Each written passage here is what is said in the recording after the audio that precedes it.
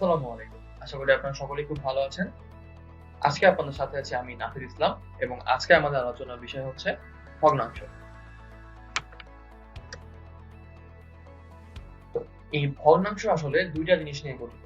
একটা হচ্ছে আমার লব আর একটা হচ্ছে আমার হর। এখন এই লব আর হর আসলে ভগ্নাংশের মধ্যে কিভাবে থাকে চলুন তাহলে সেটা দেখে নেওয়া যাক।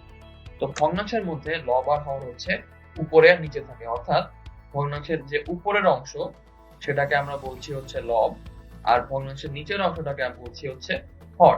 এখন এই লব আর হর এর মধ্যে কোনটা বড় আর কোনটা ছোট এটার উপর ভিত্তি করে আমরা ভগ্নাংশকে দুই ভাগে ভাগ করতে পারি। একটা হচ্ছে প্রকৃত ভগ্নাংশ, একটা হচ্ছে অপ্রকৃত ভগ্নাংশ। তো এখন এই লব আর হর কোনটা কখন বড় হবে চলুন তাহলে সেটা দেখে নেওয়া যায়। তো এই প্রকৃত ভগ্নাংশটা হলো এমন একটা ভগ্নাংশ যে ভগ্নাংশের হর লবের থেকে অলওয়েজ বড় হবে। ধরা যাক একটা ভগ্নাংশ আমার 3/4। তো এই ভগ্নাংশের লব হচ্ছে আমার 3 আর হর হচ্ছে আমার 4। তো আমরা কিন্তু দেখতে পাচ্ছি যে এখানে অবভিয়াসলি হরটা আমার লবের থেকে বড়, তার মানে এটা হচ্ছে আমার একটা প্রকৃত ভগ্নাংশ। এখন যদি কোনো ভগ্নাংশের এই যে লবটা হরের থেকে বড় হয়ে যায় তাহলে সেটা হয়ে যাবে একটা অপ্রকৃত ভগ্নাংশ।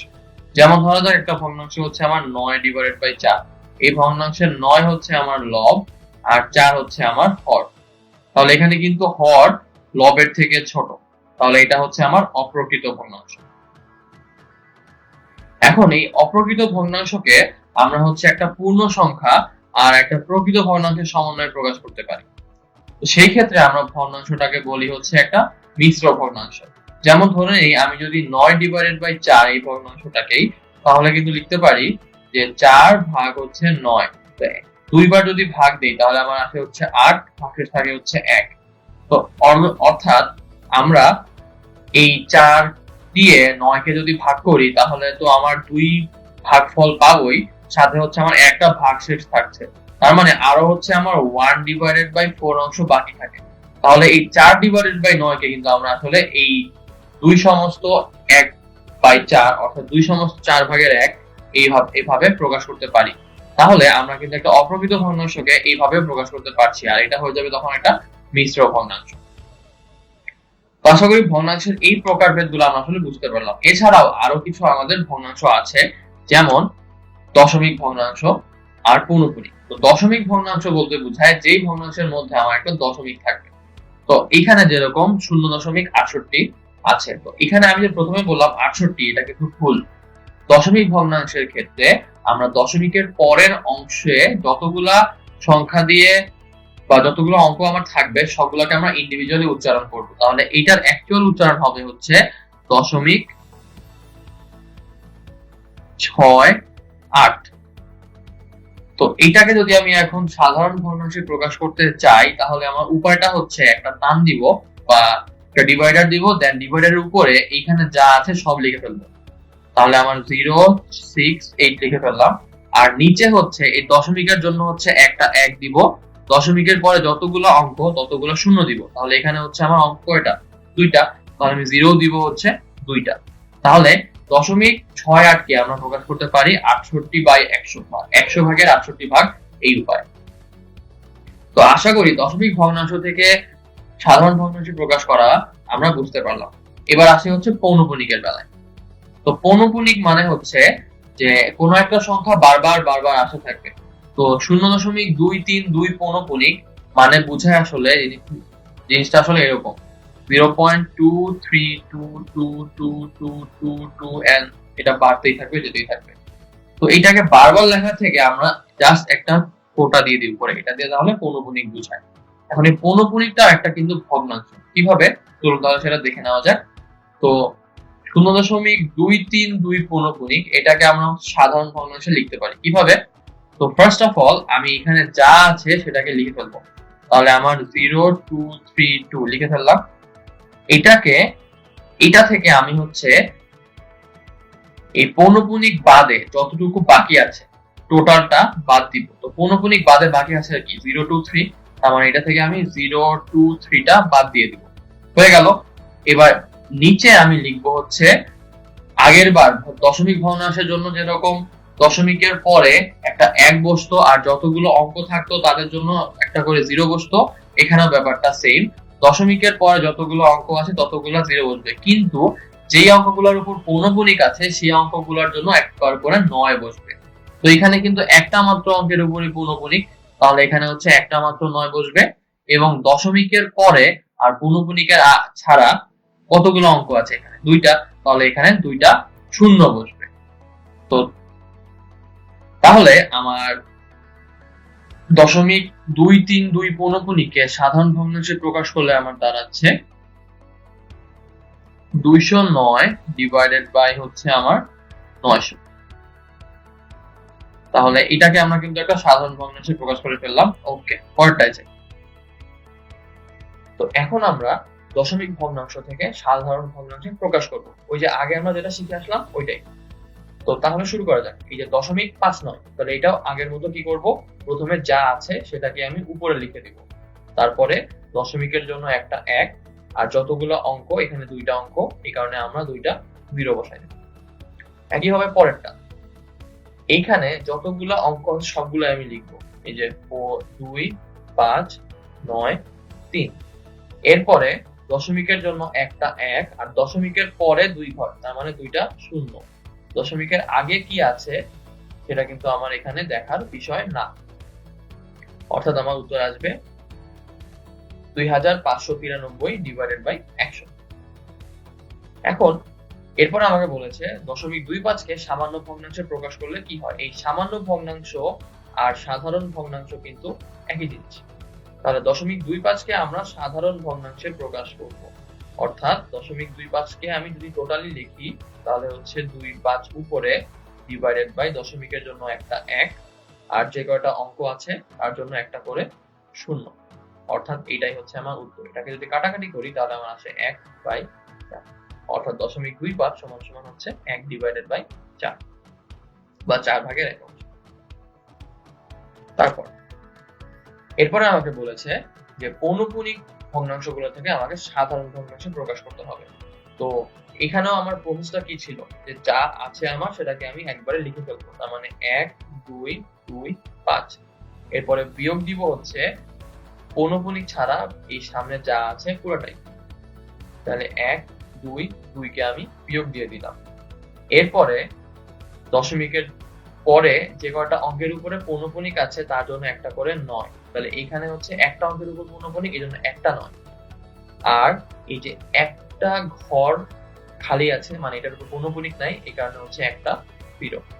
তার মানে আমার 12.25 পৌনঃপুনিককে আমি যদি সাধারণ ভগ্নাংশে প্রকাশ করি তাহলে আমার আসছে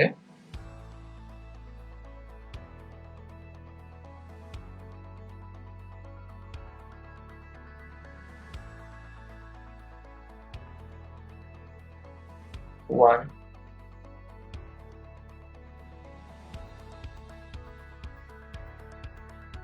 1 1 0 3 ডিভাইডেড বাই 9 শূন্য।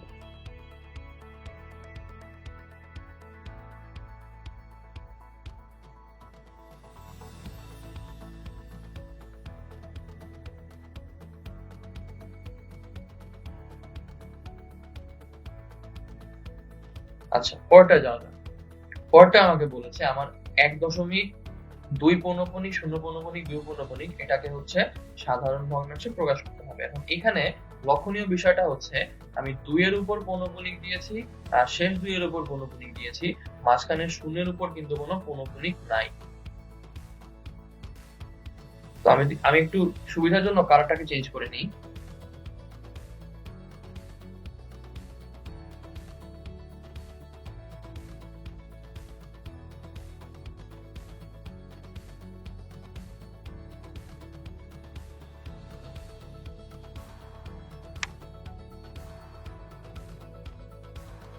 অর্থাৎ এই শূন্যর উপরে কিন্তু কোনো পৌনঃপুনিক নাই। তাহলে আমরা কি শূন্যটাকে পৌনঃপুনিক ছাড়া ধরে নিব? না, যেহেতু আমাকে প্রথম অঙ্ক আর শেষ অঙ্ক দুইটার উপরে একটা করে পৌনঃপুনিক দেওয়া আছে, তার মানে মাঝের অঙ্কটার উপরে বাই ডিফল্ট একটা পৌনঃপুনিক আছে। এখন যদি এটাকে 1.202 পৌনঃপুনিক না লিখে এরকম লিখতো যে 1.23 5 7, 7-এর উপরে পৌনঃপুনিক আর 2-এর উপরে পৌনঃপুনিক। তার মানে কিন্তু 3-এর উপরেও পৌনঃপুনিক আছে, 5-এর উপরেও পৌনঃপুনিক আছে। তার মানে এটা অ্যাকচুয়ালি 1.2, 3, 5, 7 সবগুলোর উপরই একটা একটা করে পৌনঃপুনিক আছে। আশা করি আমরা এই ব্যাপারটা ক্লিয়ার হয়েছি। চলুন তাহলে ম্যাথটা আবার করি। তো এখানে আমাদের প্রশ্নটা ছিল যেই জিনিসগুলা বা যেই অঙ্কগুলা উপরে আছে সবগুলাকে আমি লিখবো, তার থেকে আমি পৌনঃপুনিক ছাড়া যেগুলা তাদেরকে বাদ দিয়ে দিব। মানে পৌনঃপুনিক ছাড়া কিন্তু একটাই অঙ্ক আছে, সেটা হচ্ছে 1। তাহলে আমার ডিভাইডেড বাই যে কয়টা অঙ্কের উপরে পৌনঃপুনিক আছে, তাহলে 3টা অঙ্কের উপরে পৌনঃপুনিক, এই কারণে 3টা 9। তার মানে আমার উত্তর আসবে 1201 ডিভাইডেড বাই 9 9 9।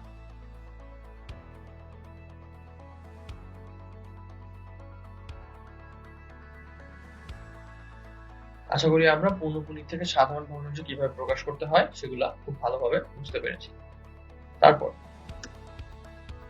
এরপরে আমরা শিখব ভগ্নাংশের যোগ বিয়োগ। তো চলুন তাহলে শুরু করা যাক। তো প্রথমে আমাকে দেওয়া আছে যে 5 ডিভাইডেড বাই 9 যোগ 11 ডিভাইডেড বাই 27 এই দুইটা ভগ্নাংশকে যোগ করতে হবে। তো ভগ্নাংশের যোগের ক্ষেত্রে আমাদের প্রথম কাজ হচ্ছে আমরা দুইটার হরকে লসাগু করব। তো 9 আর 27 এর লসাগু আমাকে বের করতে হবে। তাহলে 9 আর 27 এটার লসাগু আমরা করি, তাহলে 3 3 এ 9 আর 3 9 এ 27, আবার লসাগু করলে 3 1 3, তার মানে 3 গুণন 3 গুণন 3 অর্থাৎ 27, তার মানে এর লসাগু আসবে 27। এবার 9 আর 27 এই দুইটা হরে আছে, এখন আমি 27 কে 9 দিয়ে ভাগ করব, তাহলে আমার আসবে হচ্ছে 3। ওই 3টাকে আমি এই লবের সাথে গুণ করে দিব, তাহলে 3 গুণন 5 মানে হচ্ছে 15 যোগ 27 তো এখানে ছিল, 27 এখানে ছিল, তার মানে 27 ডিভাইডেড বাই 27 মানে হচ্ছে 1, অর্থাৎ 1 গুণন 11, তার মানে এটা কিন্তু 11ই থাকবে। তাহলে আমার উত্তরটা আসবে 26 ডিভাইডেড বাই 27। আশা করি আমরা প্রসেসটা বুঝতে পেরেছি। চলুন তাহলে পরেরটা করি। এর পরেরটাই হচ্ছে 2 আর 3, দুইটা যেহেতু প্রাইম নাম্বার অর্থাৎ মৌলিক সংখ্যা, তার মানে এদের লসাগু আসবে এদের গুণফল, তার মানে 2 গুণন 3 অর্থাৎ লসাগু আসছে আমার 6।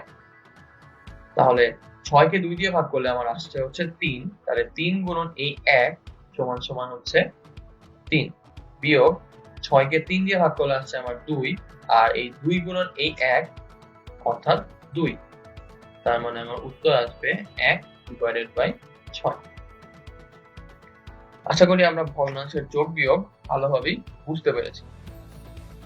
তো তাহলে সামনে আগানো যাক।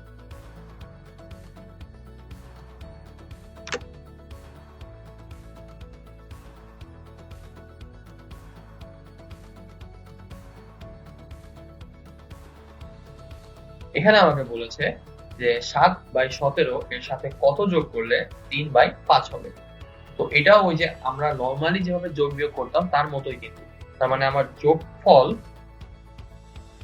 দেওয়া আছে 3 ডিভাইডেড বাই 5, আর যাদেরকে যোগ করব তাদের মধ্যে একটা দেওয়া আছে আর একটা আমার দেওয়া নাই, তার মানে এইটা যোগ এইটা ইজ ইকুয়াল টু এইটা।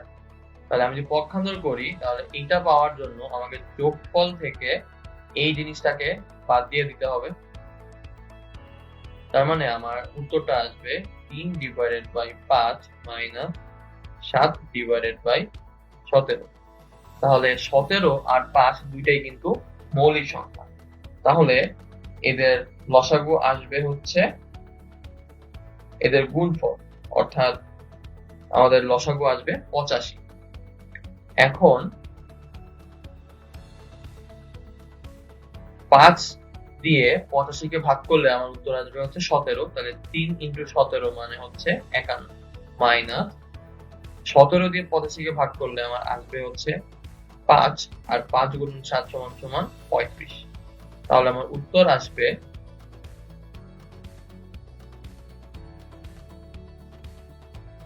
16 ডিভাইডেড বাই 85।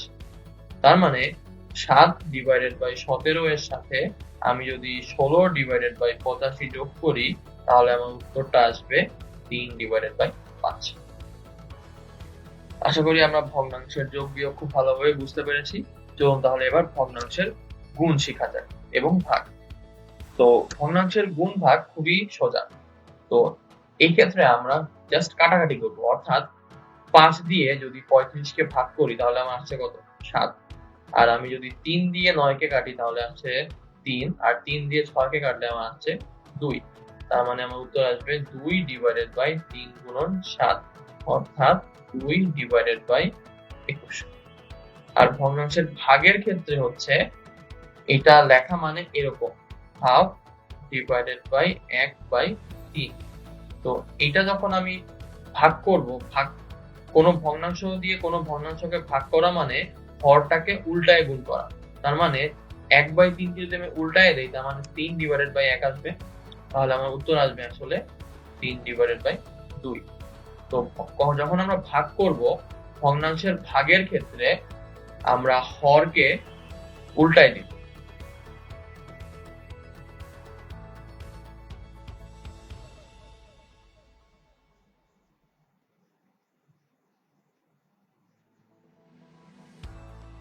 আশা করি আমরা গুণ এবং ভাগ বুঝতে পেরেছি। তো চলুন তাহলে কিছু উদাহরণ করে ফেলা যাক।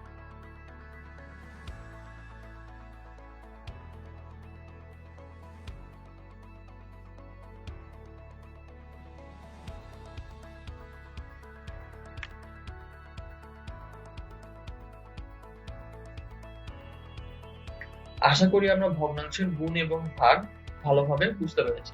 তো চলুন তাহলে এদের মিশ্র সমস্যা, অর্থাৎ একই ম্যাথে যদি আমাকে গুণ এবং ভাগ একসাথে দেয় তাহলে কিভাবে আমরা করব সেটা দেখে নেওয়া যাক। এই ম্যাথে বলা আছে 0.1 গুণন 1.1 গুণন 1.2 ডিভাইডেড বাই 0.01 গুণন 0.02। এটার ফলাফলটা কত হবে সেটা আমাকে বের করতে হবে। তো এই ধরনের ম্যাথে আমাকে প্রথমে যেটা করতে হবে সেটা হচ্ছে এই দশমিক ভগ্নাংশ সবগুলোকেই আমার সাধারণ ভগ্নাংশে নিয়ে যেতে হবে। তাহলে শুরু করা যায়। তো প্রথম ভগ্নাংশটা হচ্ছে আমার 0.1। তাহলে এইটাকে যদি আমি সাধারণ ভগ্নাংশে নিয়ে যাই তাহলে আমার আসবে 1 ডিভাইডেড বাই 10। আর এরপরটা হচ্ছে 1.1, এটাকে সাধারণ ভগ্নাংশে নিলে আমার আসবে 11 ডিভাইডেড বাই 10।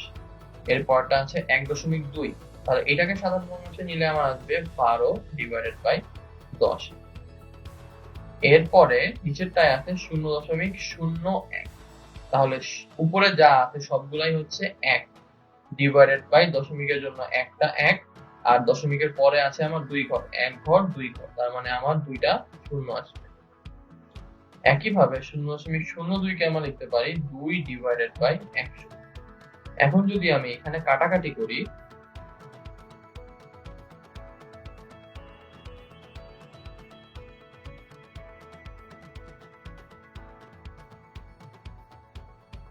তাহলে আমার আসছে যে এইটাকে কাটাকাটি করলে আসে আমার 5, এটাকে কাটাকাটি করলে আসে আমার 6, 2 দিয়ে কাটলে। তারপরে এটাকে যদি 2 দিয়ে কাটি তাহলে আমার আসছে 3, এটাকে 2 দিয়ে কাটলে আমার আসছে 5। আর কিন্তু কোনো কাটাকাটি করার জায়গা নেই। একইভাবে আমি যদি এখন এইটাকে কাটাকাটি করি তাহলে হচ্ছে 2 দিয়ে 100 কে কাটলে আমার আসছে 50। এখন যদি আমি এই গুণফলটাকে লিখি তাহলে আমার উপরে আসছে 3 গুণন 11 মানে হচ্ছে 33, আর নিচে আসছে 5 গুণন 5 গুণন 10 তার মানে 25 ইন্টু 10 250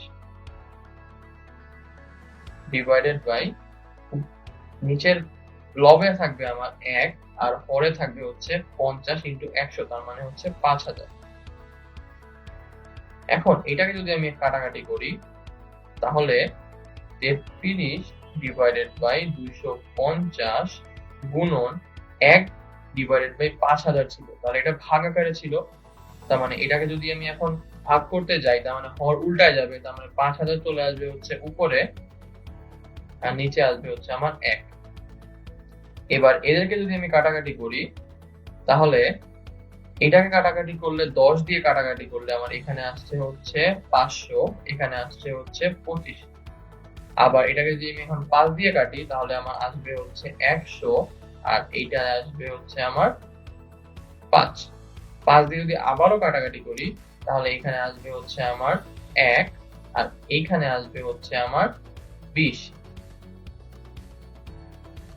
তাহলে 20 গুণন 33 এটাই হচ্ছে আমার উত্তর। তার মানে উত্তর আমার আসবে 20 গুণন 33 অর্থাৎ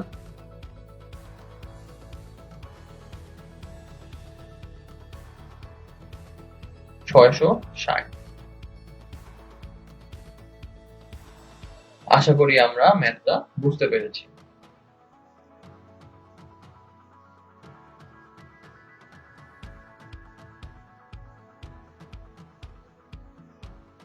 চলুন তাহলে পরেরটা করি। এর পরের ম্যাথটা বেশ ইন্টারেস্টিং। তো এখানে বলা আছে, আমি একটু কালিটা দিয়ে নেই তাহলে আপনাদের বুঝতে সুবিধা হবে। এখানে বলা আছে যে 0.01 স্কয়ার এটার ফলাফল কত আসবে। স্কয়ার মানে হচ্ছে এই অঙ্কটাই আমি আরো একবার এটার সাথেই গুণ করব, অর্থাৎ ওইটা লেখার যে কথা এটা লেখাও একই কথা। তাহলে আমার প্রসেস ছিল যে এদেরকে আমরা আগে সাধারণ ভগ্নাংশে নিয়ে যাব। তার মানে 1 ডিভাইডেড বাই 100 গুণন 1 ডিভাইডেড বাই 100। তাহলে আমার আসছে 1 ডিভাইডেড বাই 10,000। অর্থাৎ আমি যদি আমরা এখন শিখব যে সাধারণ ভগ্নাংশ থেকে কিভাবে দশমিক ভগ্নাংশে যেতে হয়। তাহলে এখানে উপরে যেটা ছিল সেটা আমরা আগে লিখব। এখন নিচে আমার আছে হচ্ছে 10,000।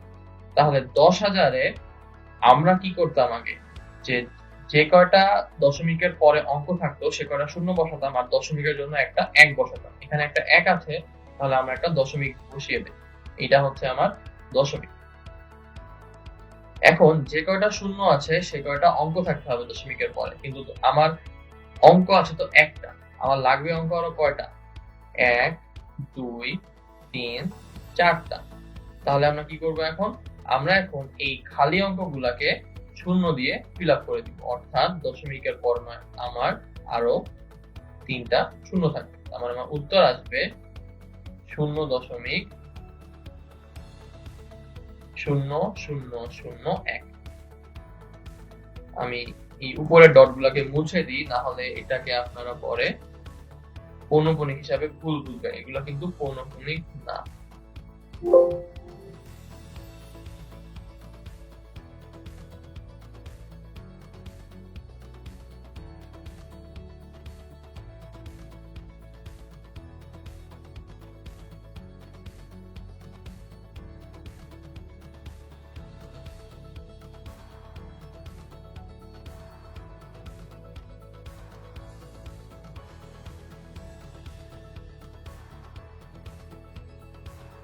আচ্ছা, এখন কথা হচ্ছে আমরা এই ম্যাথটা কিন্তু এই সাধারণ ভগ্নাংশে প্রকাশ না করেও করতে পারতাম।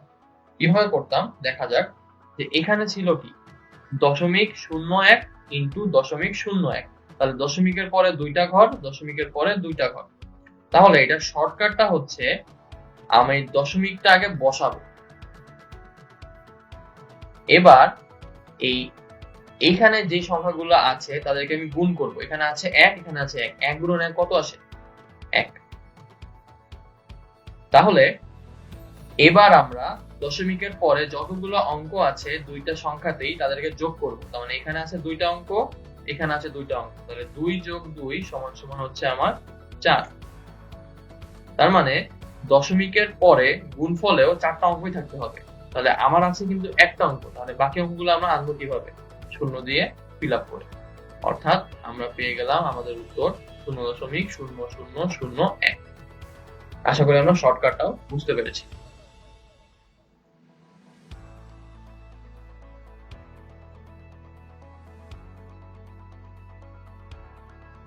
পরের ম্যাথে যাওয়া। তো পরের ম্যাথে আমাকে বলেছে যে 0.4 গুণন 0.05 গুণন 0.02 ডিভাইডেড বাই 0.01। তাহলে আমরা আগের মতোই এই সবগুলা সংখ্যাকে আগে সাধারণ ভগ্নাংশে নিয়ে যাব। তাহলে আমার আসবে 4 ডিভাইডেড বাই 10 গুণন 5 ডিভাইডেড বাই 100 গুণন 2 ডিভাইডেড বাই 100 আর whole divided by 1 divided by 100। এবার যদি আমি কাটাকাটি করি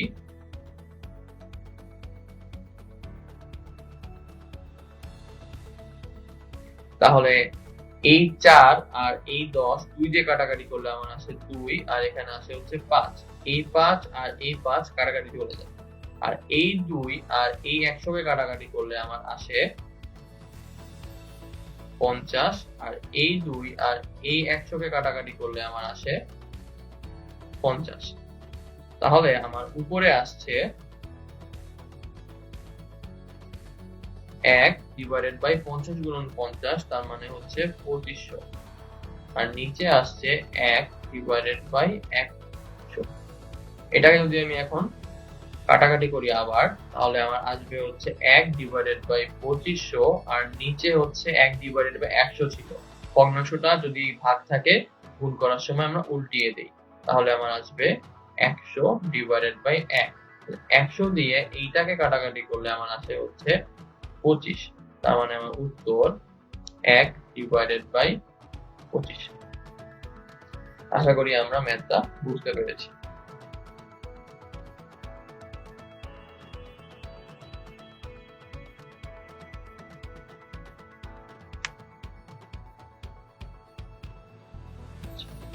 চলুন তাহলে পরের ম্যাথে যাওয়া যাক। তো পরের ম্যাথটা একটু আমাদের অ্যাপ্লিকেশন টাইপ। এই ম্যাথে বলা আছে যে নিচের ভগ্নাংশগুলোর মধ্যে কোন ভগ্নাংশটা ক্ষুদ্রতম। তো আমরা একটু চিন্তা করি যে যদি একটা সংখ্যাকে ধরা যাক আমি নিলাম 10, এটাকে আমি যদি 5 দিয়ে ভাগ করি তাহলে আমরা পাচ্ছি 2। আবার ধরা যাক একটা সংখ্যা নিলাম আমি 4, এটাকে যদি আমি 8 দিয়ে ভাগ করি তাহলে কাটাকাটি করলে আমার আসছে 1 2, তার মানে হচ্ছে হাফ। অর্থাৎ আমার কোন ভগ্নাংশের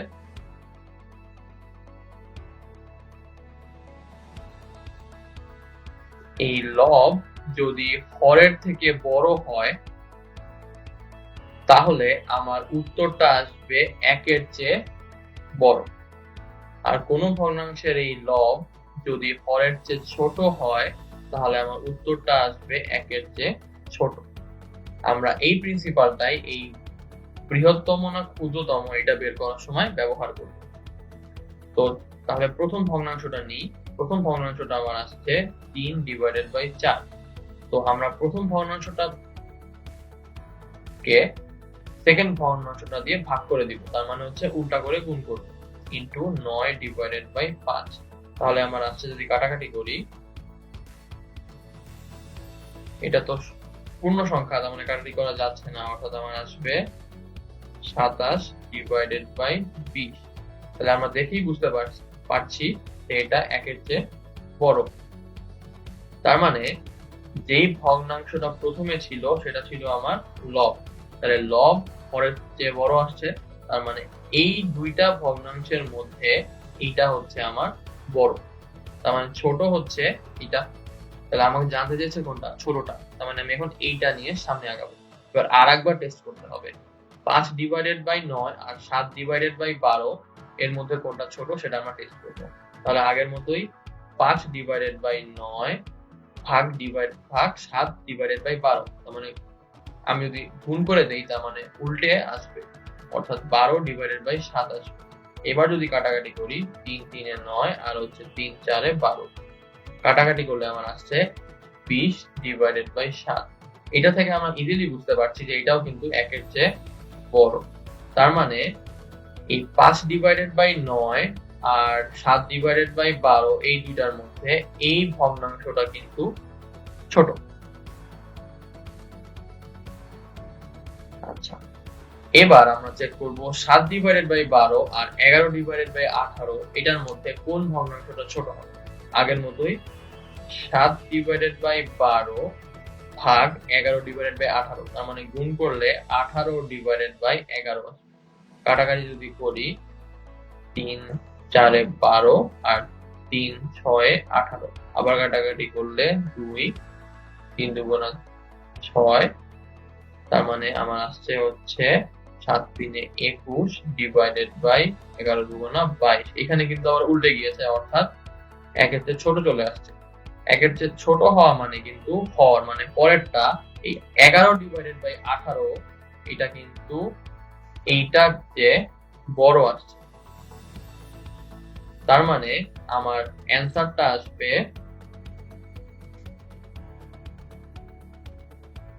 এই 7 ডিভাইডেড বাই বড়,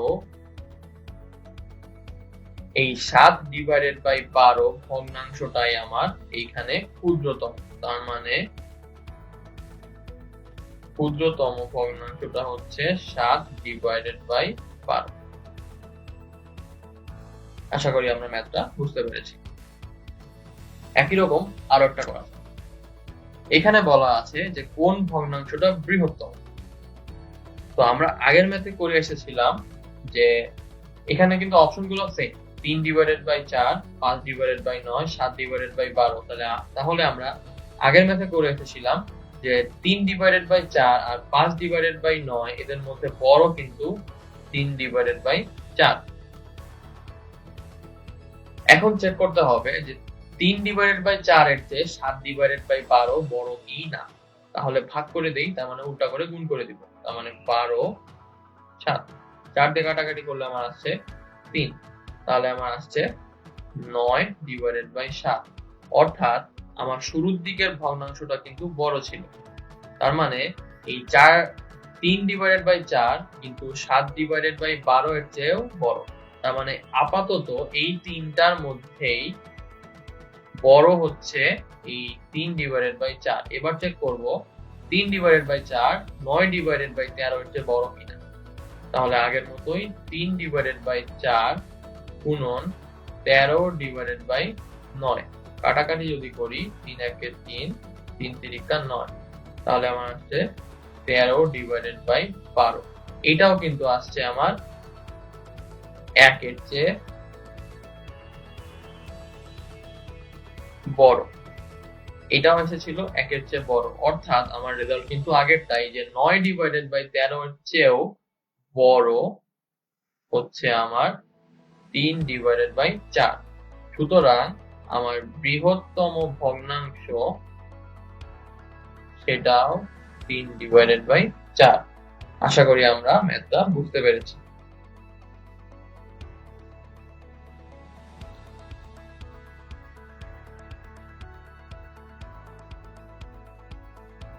পরেরটা জানব।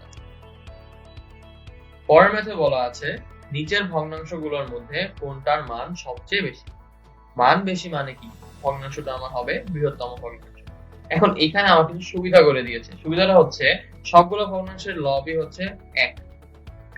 তাহলে এবার একটু কমন সেন্স দিয়ে চিন্তা করি যে 1 ডিভাইডেড বাই 25 মানে কি, একটা জিনিসকে আমরা 25 ভাগ করছি, তার 1 ভাগ নিচ্ছি। 1 ডিভাইডেড বাই 19 মানে একটা জিনিসকে 19 ভাগ করে তার 1 ভাগ নিচ্ছি। তাহলে এই 25 ভাগের 1 ভাগ বড় হবে নাকি একই জিনিসের 19 ভাগের 1 ভাগ বড় হবে? অবশ্যই 19 ভাগের 1 ভাগ বড় হবে, কারণ কম ভাগ করছে এখানে। তাহলে সবগুলা ভগ্নাংশেরই যেহেতু লব আমার একই মানে 1, তাহলে হর যেটার সবচেয়ে ছোট সেই ভগ্নাংশটাই সবচেয়ে বড় হওয়ার কথা না। কারণ যেহেতু হর সবচেয়ে ছোট, তার মানে কি আমি কম ভাগ করছি। একই জিনিসকে যদি কম ভাগ করা হয় তাহলে প্রত্যেক ভাগে আমার অনুপাতটা বেশি থাকবে। অর্থাৎ আমার এই ভগ্নাংশগুলোর মধ্যে সবচেয়ে বড় আসবে 1 ডিভাইডেড বাই 12। একই জিনিসকে আমি এখানে 12 ভাগ করেছি, সেটাই আমি এখানে করেছিলাম 15 ভাগ, এখানে করেছিলাম 19 ভাগ, আর এখানে করেছি 25 ভাগ।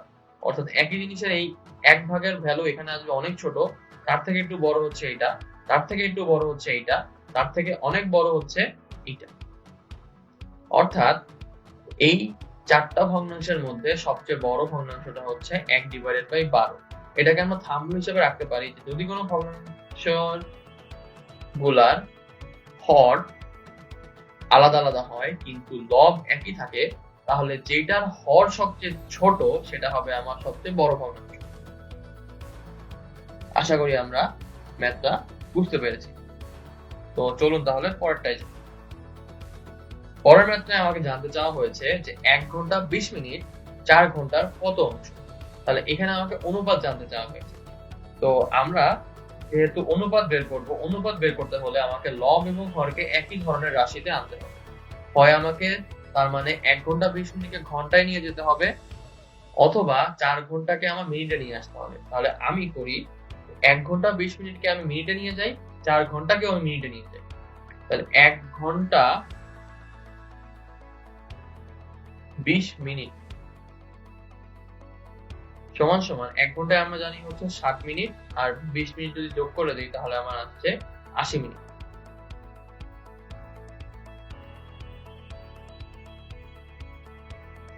আর 4 ঘন্টা মানে হচ্ছে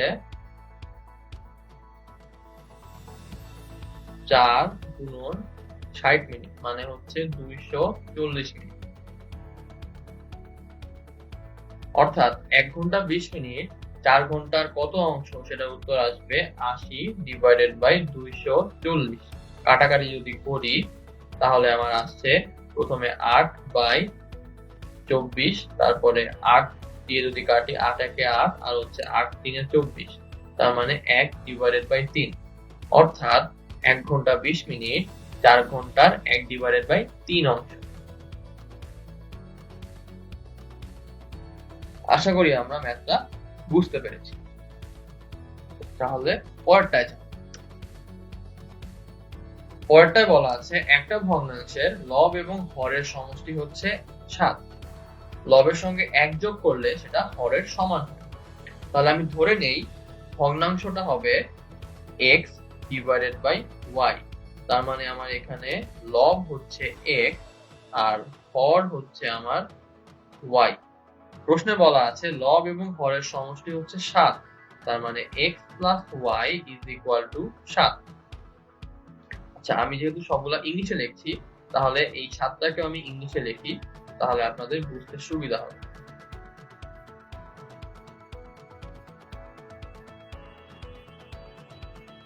আর লবের সাথে 1 যোগ করলে মানে x এর সাথে 1 যোগ করলে হরের সমান হয়, অর্থাৎ x plus 1 is equal two y।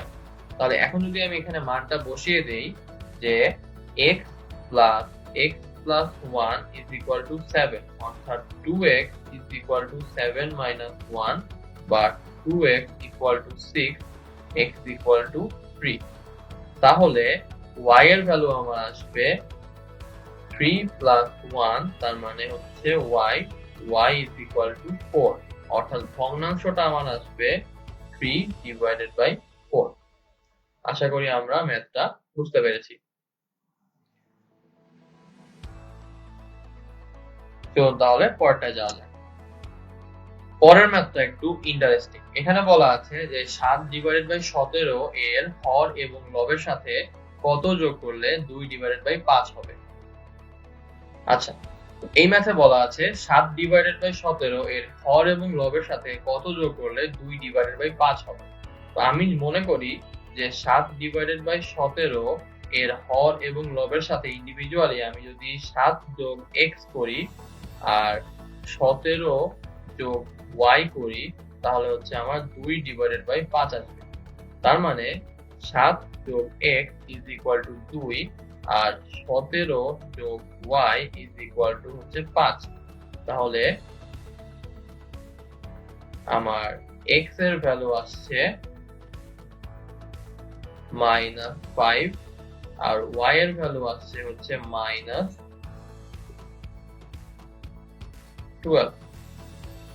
অর্থাৎ আমি যদি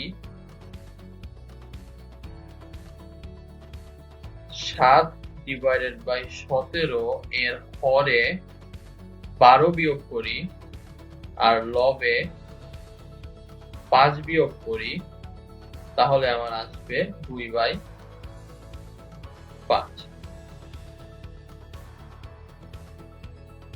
আশা করি আমরা ম্যাথটা বুঝতে পেরেছি। চলুন তাহলে পরেরটায় যাওয়া যাক।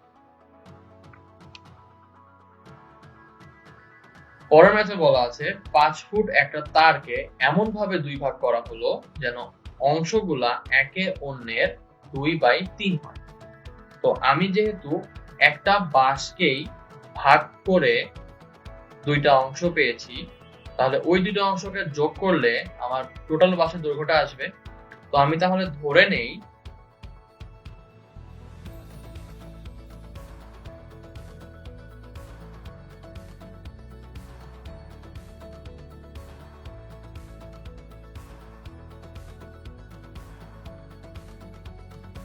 একটা অংশ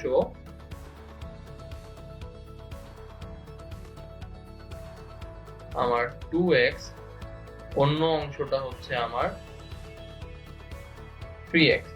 তাহলে 2x plus 3x is equal two আমার 5 ফিট। এখান থেকে আমি পাচ্ছি 5x ইজ ইকুয়াল টু 5, অতএব x ইজ ইকুয়াল টু 1। তার মানে একটা অংশ আমার আসবে 2 ইন্টু 1 অর্থাৎ 2 ফিট, আরেকটা অংশ আমার আসবে 3 into 1 is equal to 3 fit. এর মধ্যে ছোট অংশটা হচ্ছে এইটা, অর্থাৎ আমার ছোট অংশটা আসবে 2 ফিট। আশা করি আমরা ম্যাথটা বুঝতে পেরেছি। চলুন তাহলে পরেরটায় যাওয়া যাক।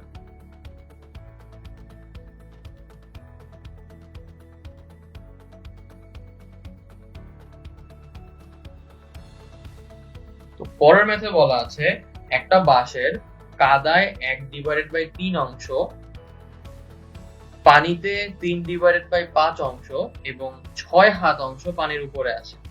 আমাকে বের করতে হবে বাঁশটি লম্বায় কত হাত আর কাদায় কত হাত আছে। তো প্রথমে আগে বের করে নেই যে পানির উপরে কত অংশ আছে। তাহলে আমরা পানির উপরে কত অংশ আছে সেটাকে যদি বের করতে চাই, তাহলে এই কাদার অংশ আর পানির অংশটাকে যোগ করে টোটাল থেকে বাদ দিয়ে দিতে হবে। এখন টোটালটা তাহলে কত অংশ হবে? টোটালটাকে আমরা সবসময় ধরে নেই হচ্ছে এক অংশ। তাহলে আমি যদি বের করতে চাই যে পানির উপরে কত অংশ আছে, সেক্ষেত্রে আমরা এক অংশের থেকে 1/3 আর 3/5 অংশকে বাদ দিয়ে দিব। তাহলে আমার আসবে বাঁশটির পানির উপরের অংশ এতটুকু, অর্থাৎ 1/15 অংশ। এখন প্রশ্ন মতে এই 1/15 অংশ মানে হচ্ছে 6 হাত। তাহলে এটাই লিখে ফেলি যে প্রশ্ন মতে 1/15 অংশ মানে 6 হাত। তাহলে এক অংশ মানে 6/1/15 অর্থাৎ 90 হাত। তার মানে বাঁশটা লম্বায় হচ্ছে 90 হাত। আর আমাকে জানতে চাওয়া হচ্ছে কাদায় কত হাত আছে। এখন কাদায় ছিল হচ্ছে 3/5 অংশ, তার মানে কাদায় আছে 90 গুণন 3/5 অংশ। তার মানে আমার আসবে 18 গুণন 3 অর্থাৎ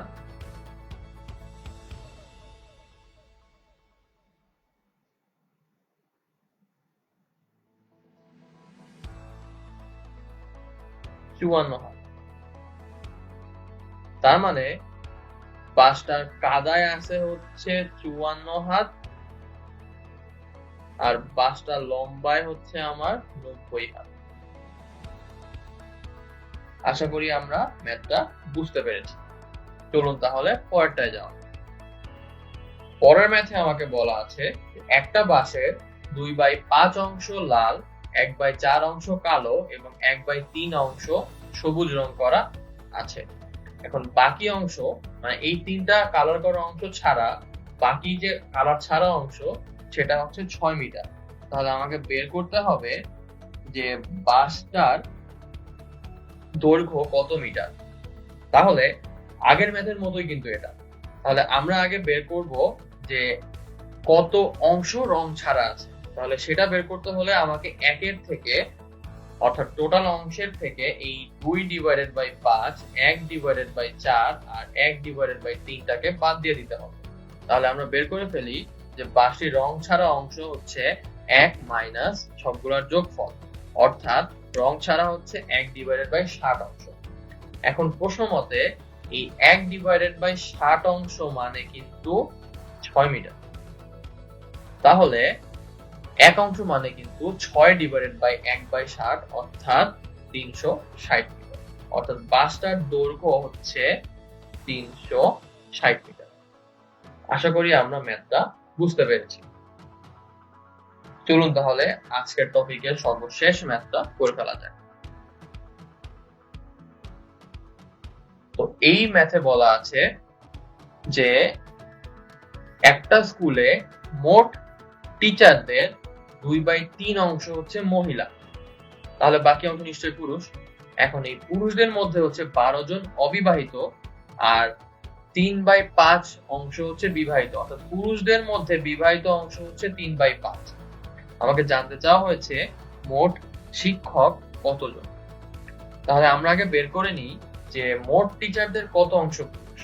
তাহলে টোটাল অংশ যদি 1 হয়, অর্থাৎ মোট টিচার, এটাকে আমরা ধরে নিচ্ছি যে 1 অংশ। সেই হিসাবে পুরুষদের অংশ আসবে 1 - 2/3, অর্থাৎ পুরুষটা আসবে 1/3 অংশ। এখন এই পুরুষদের মধ্যে আবার 12 জন হচ্ছে অবিবাহিত আর 3/5 হচ্ছে বিবাহিত। তাহলে বিবাহিত হচ্ছে 3/5, তার মানে অবিবাহিত হচ্ছে পুরুষদেরকে যদি আবার আমি 1 ধরে নেই, তাহলে আমার পুরুষদের অবিবাহিত অংশ আসবে হচ্ছে 2/5। এখন প্রশ্ন মতে এই যে এই 2/5 মানেই হচ্ছে আমার এই 12 জন।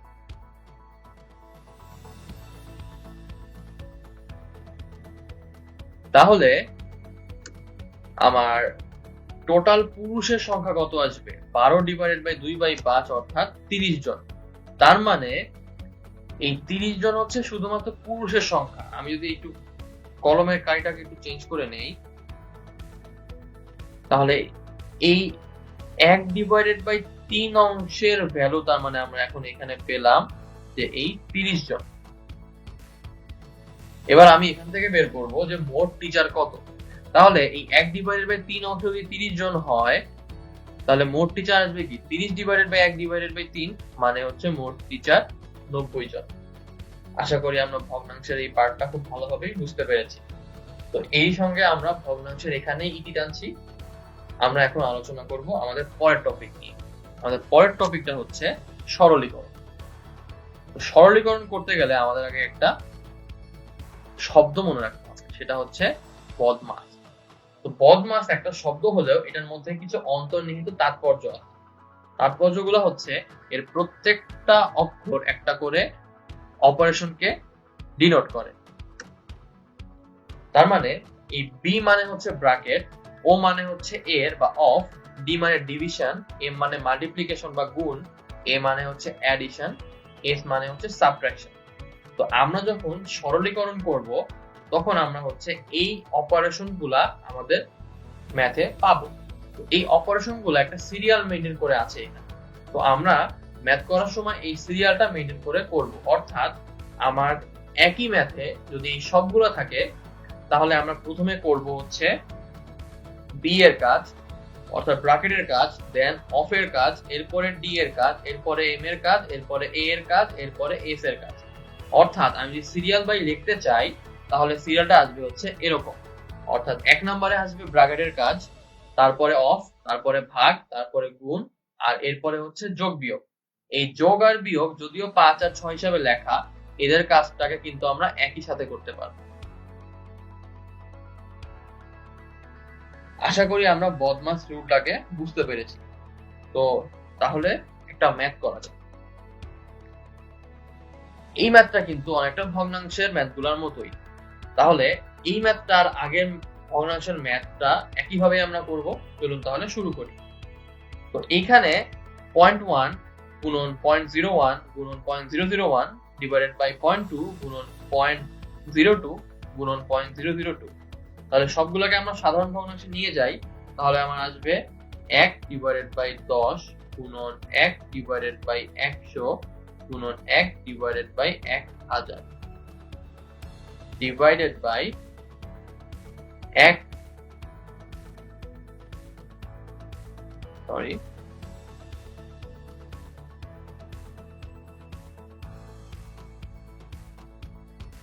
2/10 গুণন 2/100 গুণন 2/1000। এবার আমরা যদি কাটাকাটি করি তাহলে এইখানে আমার কিন্তু কোনো কাটাকাটি করার জায়গা নেই। এখানে কাটাকাটি করলে আমার আসবে 1 5। এখানে কাটাকাটি করলে 1 50। এখানে কাটাকাটি করলে 1 500।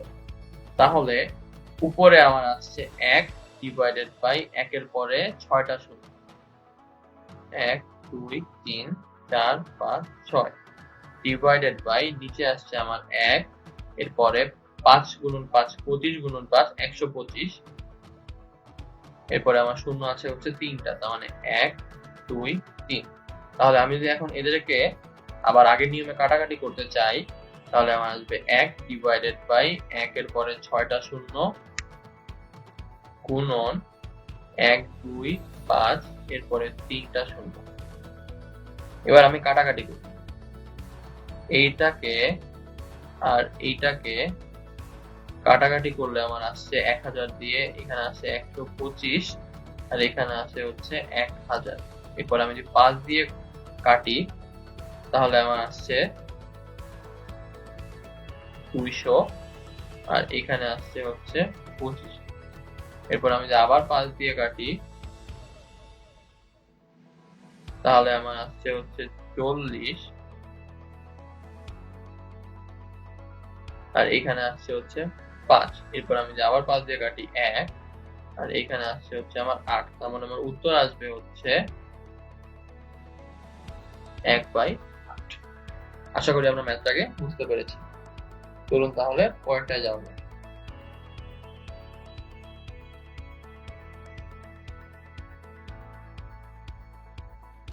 তো পরের ম্যাথ আর আগের ম্যাথের মধ্যে পার্থক্য কিন্তু খুব একটা নাই, শুধুমাত্র হচ্ছে আমার একটা অংশ কমিয়ে দিয়েছে। অর্থাৎ আমার এইখানে ছিল আগে একটা 0.002, এটা কিন্তু এখন নাই। তাহলে আমি যদি এখন এটাকে সলভ করতে চাই তাহলে কিন্তু একটা আগের মতোই উত্তর আসবে, শুধুমাত্র একটা সিম্পল চেঞ্জ আসবে যেটা হচ্ছে শূন্য। চলুন তাহলে ম্যাথটা করি। আগের মতোই আমি যদি এই সবগুলো ভগ্নাংশকে সাধারণ ভগ্নাংশে নিয়ে যাই তাহলে আমার আসবে অনেকটা এরকম, ডিভাইডেড বাই 2 ডিভাইডেড বাই 10 গুণন 2 ডিভাইডেড বাই 100। এবার কাটাকাটি করলে 1 5 1 50। আগের মতোই কিন্তু এখানে আছে 1 ডিভাইডেড বাই 1 2 3 1 2 3।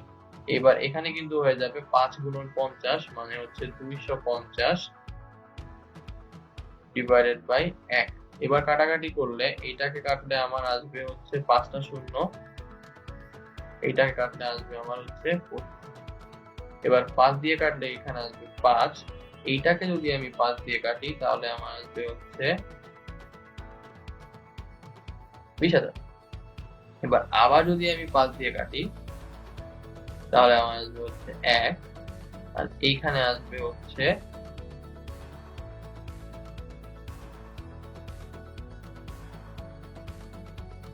4000। তার মানে আমার উত্তর আসবে 1 ডিভাইডেড বাই 4000।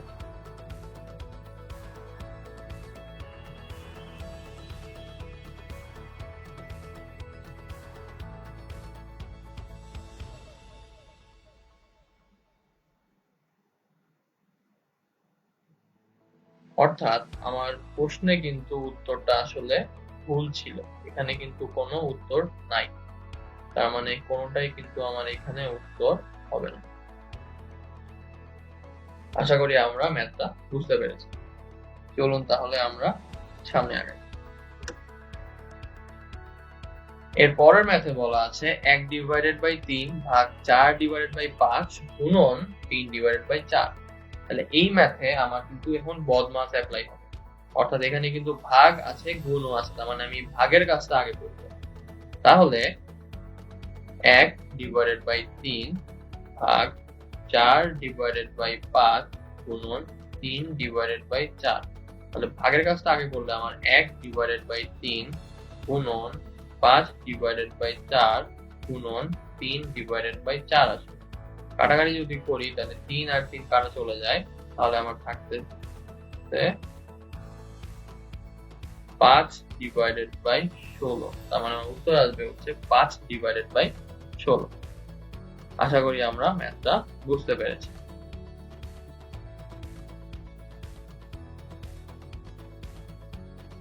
তাহলে আমার উত্তর আসছে 5/16। চলুন তাহলে পরেরটা যাও। পরের ম্যাথে আমাকে একটা মিশ্র ভগ্নাংশ দিয়ে দিয়েছে। তো তাহলে আমরা শুরু করি। 1/2/3 এর 1/5 ভাগ 1/9। তাহলে আমরা এই মিশ্র ভগ্নাংশটাকে আগে সাধারণ অংশে নিব হচ্ছে 3 গুণন 1, তার মানে 3 যোগ 2 ডিভাইডেড বাই 3 এর 1/5 ভাগ 1/9। তাহলে আমার আসছে 5/3 এর 1/5 ভাগ 1/9। এবার যদি এটাই কাটাকাটি করি তাহলে আমার আসছে 1/3 ভাগ 1/9। এবার আমি ভাগ করব, তাহলে 1/3 গুণন 9/1। এবার যদি কাটাকাটি করি তাহলে আমার আসছে 3, তার মানে আমার উত্তর হচ্ছে 3, অর্থাৎ আমার উত্তর আসবে হচ্ছে 3। আশা করি ভগ্নাংশ এবং সরলীকরণ টপিক দুইটাতে আমি যেই অঙ্কগুলো কভার করেছি আপনারা খুব ভালোভাবে সেগুলোকে বুঝতে পেরেছেন। আজকের ক্লাস আমি এখানেই শেষ করছি। পরবর্তী ক্লাসে আমাদের পুনরায় দেখা হবে। সেই পর্যন্ত সকলের সুস্থতা কামনা করে আমি নাহিদ ইসলাম আজকে আপনাদের থেকে এখানেই বিদায় নিচ্ছি। ধন্যবাদ।